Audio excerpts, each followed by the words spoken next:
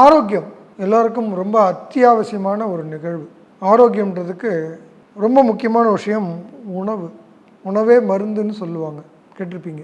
உணவு வந்து 2ஆம் பாவகம். இந்த 2ஆம் பாவகம் என்னுடைய அமைப்பு நல்லா இருந்தால் மட்டும்தான் ஆரோக்கியம். அதுவும் 1 அப்படிங்கிற பாவகமும் ரொம்ப முக்கியம். இந்த 1 2 ரொம்ப ரொம்ப ஒன்றுக்கு ஒன்று தொடர்புடைய விஷயங்கள். எண்ஜான் உடம்புக்கு சிரசே பிரதானம்னு சொல்லுவாங்க. அப்போது இந்த எவ்வளோ பெரிய உடம்பாக இருந்தாலும் இந்த வாயு சரியாக இருந்தால் மட்டும்தான் அந்த உடல் முழுக்க ஆரோக்கியன்றது ஆரம்பம். ஜீரணம் அப்படின்னு பார்த்திங்கன்னா அது ஆரம்பம் வந்து 2ஆம் பாவகம்.